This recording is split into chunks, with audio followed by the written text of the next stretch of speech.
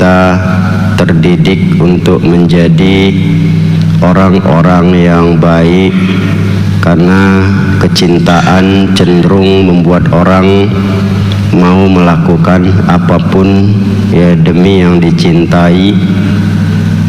Nabi bersabda, man ahabba syai' fahuwa ibaduh. Siapa yang mencintai sesuatu, dia akan menjadi hamba dari yang dicintainya itu.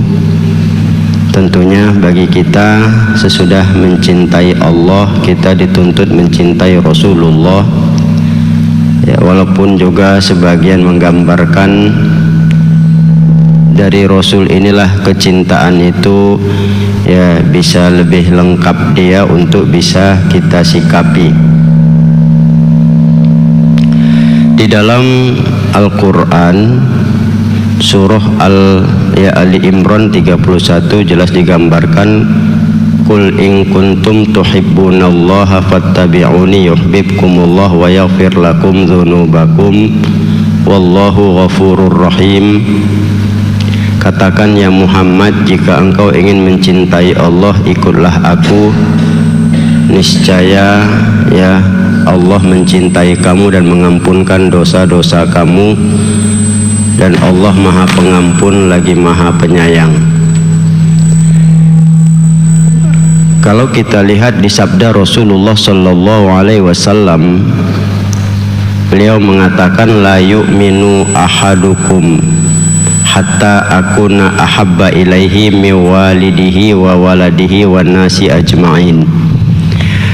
Tidak sempurna iman seorang kamu hingga aku lebih dicintainya daripada kedua orang tuanya, anak-anaknya, dan seluruh manusia. Jadi kalau kita lihat secara struktur manusia, Rasulullah lah orang yang pertama harus kita cintai dan lebih kita cintai dari kedua orang tua kita, sekalipun mereka melahirkan kita. Begitu juga kita punya anak buah cinta kita dengan istri, dan begitu juga orang-orang lain yang memang terlibat di dalam kehidupan kita secara sosial masyarakat. Maka bagaimana ya kita bilang upaya mencintai Rasulullah sallallahu alaihi wasallam ini?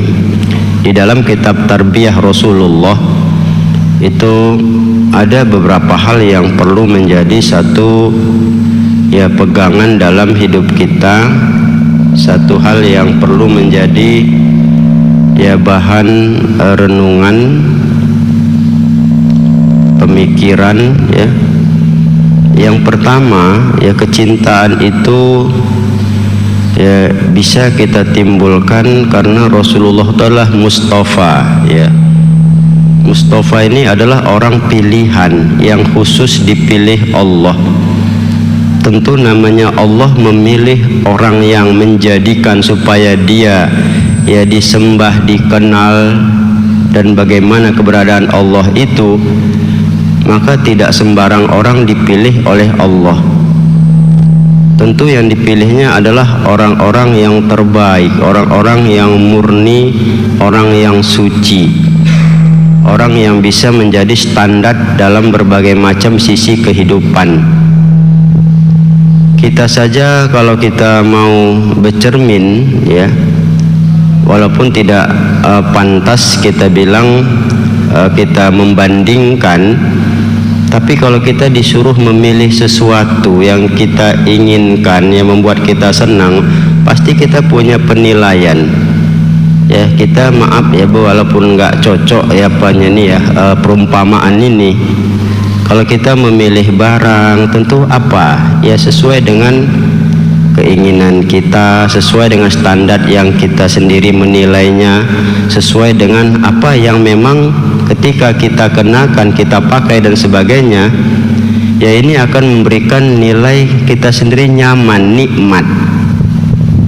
Nah, ini jugalah kalau kita lihat pada dasarnya ya Rasulullah sallallahu alaihi wasallam jadikan sebagai Mustafa, ya menjadi orang pilihan itu agar memang semua orang bisa dapat merasakan ya keindahan Rasulullah itu sebagai utusan.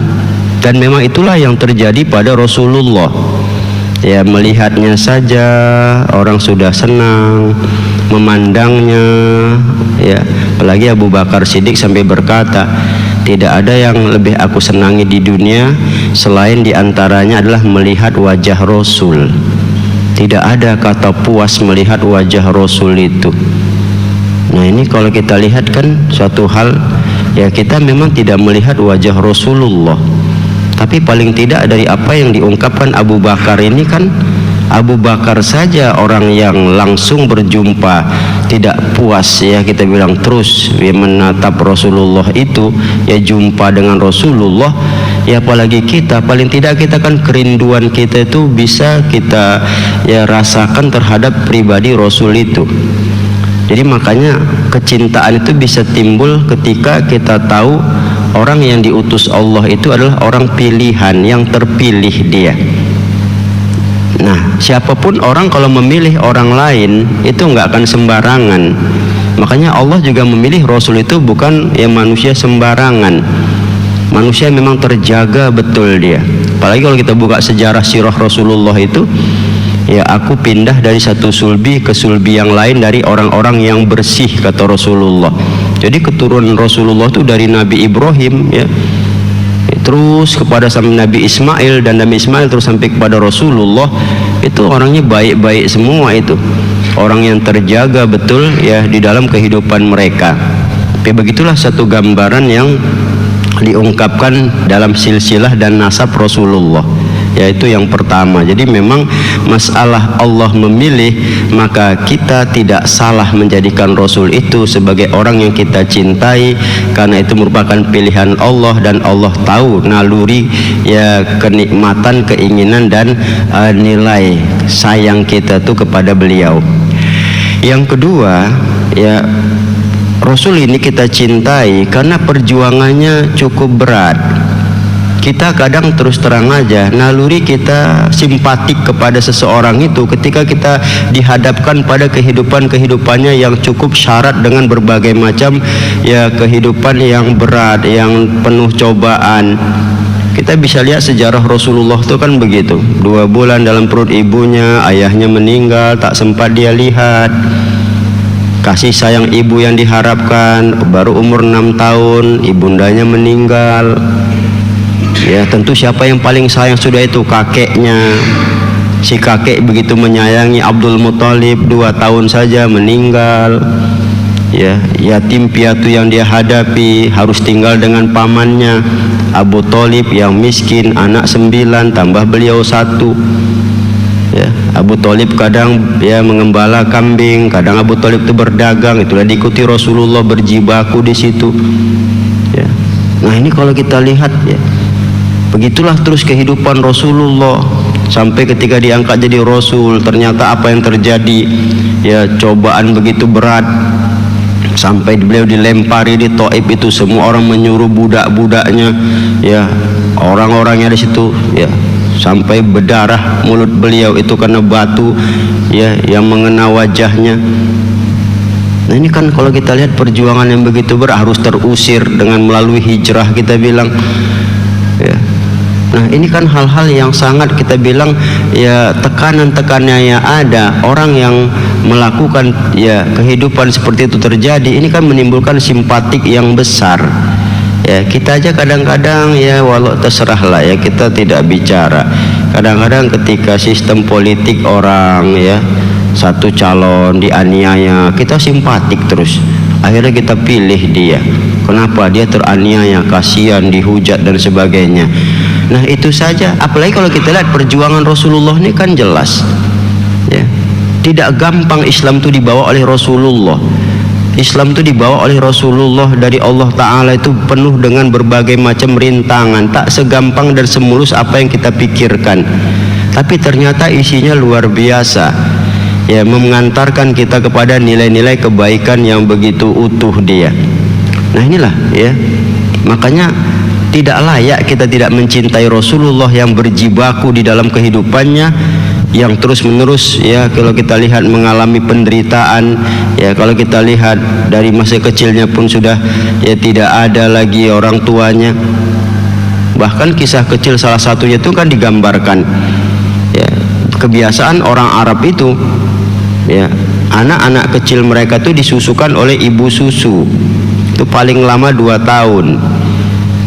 Ketika orang-orang Bani Sa'ad turun ke Mekah untuk menyusui, ya, anak-anak orang Mekah saat itu, yang lain dapat, Siti Halimatus Sa'diyah belum dapat. Apalagi mereka mengukur, selalu ditanya, asal mau disusuin tuh ada nggak bapaknya? Yang ada bapaknya kaya, mereka mau. Yang tidak ada bapaknya, mereka nggak mau. Kenapa? Yang bayar tuh kan bapaknya. Tentu kalau dibayar oleh bapaknya, Nabi Muhammad nggak punya bapak, maka tidak ada yang singgah ke rumah beliau itu untuk mengambil beliau menjadi ibu susu, yang mengambil Nabi Muhammad jadi anak susuan itu. Kenapa? Karena yatim. Ini kan dari situ aja sudah nampak, kita bilang keberadaan Rasul itu berjibaku, berjuang terus. Kita lihat, ya, ke gua Sur yang begitu terjal, ke gua Hira, ya, untuk mengasingkan diri, ya, begitu terjalnya dahulu. Banyak hal yang kalau kita lihat, inilah yang menimbulkan satu nilai, ya, keberadaan Rasul itu layak untuk memang kita mencintai, begitu luar biasa perjuangannya itu. Nah, kemudian yang ketiga, ya, hal latar belakang kita mencintai beliau itu adalah akhlaknya. Karena nilai akhlak beliau itu Allah memuji di surah Al-Qalam ayat 4, wa innaka la'ala khuluqin azim. Sesungguhnya kau Muhammad punya akhlak yang agung. Dan kita juga jujur, setiap nilai akhlak itu semua kita senangi.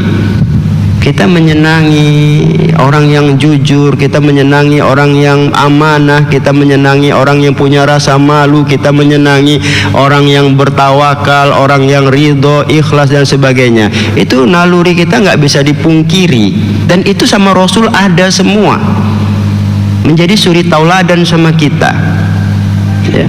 Ini yang harus menjadi satu acuan sehingga kita memang layak dan harus mencintai Rasul itu, ya. Ini yang harus menjadi satu, ya, kajian yang mendasar sehingga insya Allah setiap kita membaca sirahnya itu, ya, terhadap kejujuran, menepati janji dan sebagainya, insya Allah, ya, itu menjadikan kita tuh senang. Kita kan sekarang terus terang aja, ya, kurang, ya, membaca kurang, mendengar kurang, apalagi kalau kita kaji kepada anak-anak kita, ya, buka internet, bukannya nyari sejarah Rasul, yang dicari mainan, game. Kita bilang, apa nggak bebal otaknya, kan susah dimasuki lagi. Inilah yang terjadi. Jadi kalau sekarang ini terlalu sulit untuk memasukkan hal tersebut, maka kita harus kembali lagi, ya.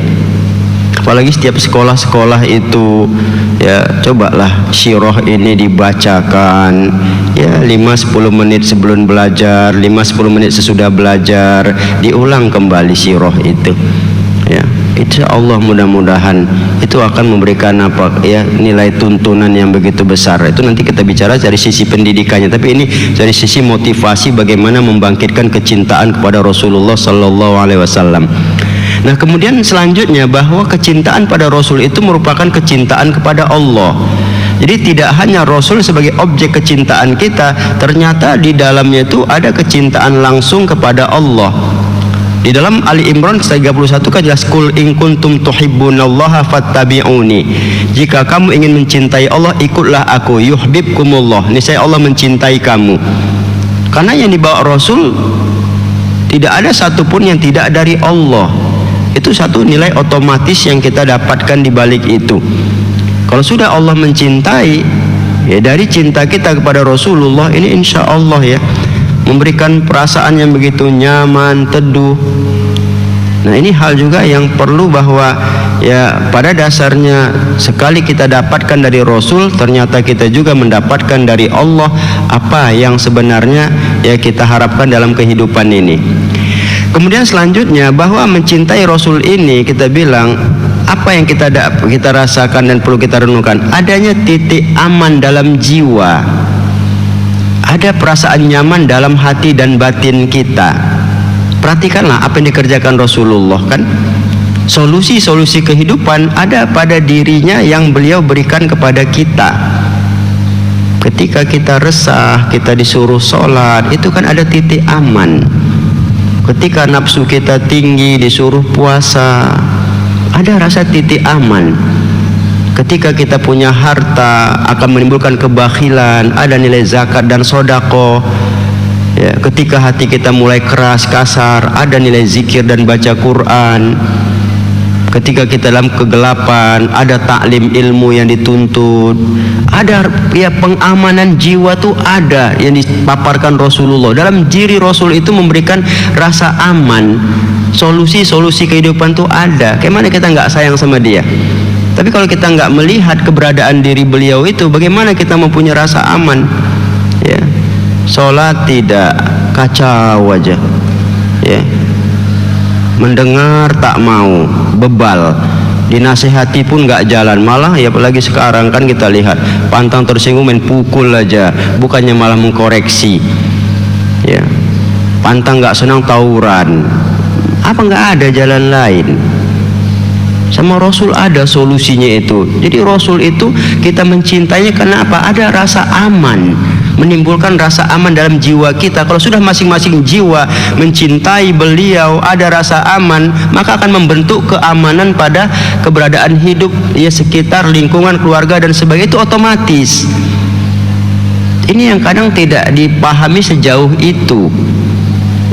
Kita kan terus terang aja, kenapa terjadi benturan? Karena ego kita kedepankan, bukan ajaran yang kita pahami, bukan contoh teladan yang kita cari. Sementara kita kan pengen apa yang enak dalam hidup? Ya aman, tentram jiwa, aman pola hidup kita, adanya solusi jalan keluar. Itu dalam diri Rasul ada. Ya, kita menyenangi suasana seperti itu. Pada diri siapa bisa kita dapatkan? Ya Rasulullah. Jadi kalau pribadi-pribadi seperti itu, insya Allah ya, kecintaan itu akan timbul dia. Nah kemudian yang terakhir, bahwa Rasulullah memberikan solusi kehidupan pada 3 keadaan yang pasti akan kita hadapi. Kalau kita mungkin tidak dikasih solusi, kita akan mengalami kebingungan. Pertama dunia, yang kedua dalam kubur, ketika akhirat. Ini nggak lepas kita nih. Sekarang di dunia, ntar lagi kita masuk kubur kita. Habis di kubur, kiamat, ke akhirat kita. Apa solusinya? Siapa yang ngasih tahu? Jadi orang yang menunjuki jalan ke arah itu, kita pasti senang. Minimal kita nanya ya sama orang, Pak, rumah si Polan mana Pak? Ini jalan ini, ya nomor sekian, Bapak belok sini. Ya insya Allah jumpa. Itu aja pun kita senang. Begitu kita jumpa, pas kali dia, luar biasa kita ya, gembiranya kita. Kenapa tahu ke rumah saya? Tadi saya nanya sama si Polan tuh, dia tunjukinya tepat tempatnya itu. Itu saja pun memberikan satu ya kegembiraan kita, ada kesenangan kita. Langsung jumpa dengan tempat yang ditunjuki orang yang kita tanya tadi. Apalagi ini kubur tuh gelap, kita nggak tahu bagaimana keadaan di sana itu. Ya. Apalagi akhirat lebih parah lagi. Tapi Rasul memberikan gambaran. Makanya di dalam satu hadis dikatakan kun fid dunya gharibun au abiri sabil. Jadilah kamu di dunia seperti orang asing atau orang dalam perjalanan. Ya, Rasul mengatakan bagiku dunia ini seperti aku menunggang kuda yang beristirahat di bawah pohon. Selesai itu aku akan berjalan kembali. Sejenak itulah dunia yang kita jalani. Dikasih tahu oleh Rasulullah, masuk kubur ada mungkar nakir nanti. Bagaimana penyelesaiannya? Rasul kasih tahu solusinya. Masuk akhirat nanti, yaumul hisab dan sebagainya. Rasul kasih tahu yang ada surga nanti, akhir dari kehidupan yang kita jalani di akhirat. Bagaimana kita tidak sayang sama dia? Bayangkanlah. Kalau ini juga kita nggak cinta sama dia, saya nggak paham lagi ya bagaimana. Jadi kenapa kita bilang sekarang ini keberadaan banyak sekali benturan-benturan? Karena jujur aja, kecintaan kembali Rasulullah menjadi standar ukuran yang saya gambarkan ini, itu kita abaikan. Kita sudah tidak memakai beliau lagi. Seperti itulah gambarannya. Tidak kita anggap sebagai orang pilihan. Tidak kita anggap beliau itu ya kita bilang perjuangannya sepertinya dianggap sepele, ya. Tidak berharga. Itulah kalau kita lihat sekarang ini, pengabaian itulah membuat benturan-benturan kehidupan, pendidikan yang terjadi itu terus terang aja bakal rusak ke depan ini kalau tidak ada ukuran bagaimana orang yang menjadi ya kita bilang figur panutan mutlak, menjadi teladan keimanan, ikutan, ketaatan. Nah, Maka itu kecintaan pada Rasul ini perlu kita tumbuhkan. Sesudah itu baru kita akan lakukan apa. Perlakuan inilah yang menimbulkan pendidikan yang baik yang akan kita jalani. Apalagi seperti tadi kan, di dunia bagaimana jalan hidup, di dalam kubur bagaimana kita akan rasakan, di akhirat inilah yang membuat kita akan terdidik untuk jalan hidup kita benar dalam 3 keadaan yang pasti kita hadapi. Yang jelas pertama sedang kita jalani, tinggal 2 lagi.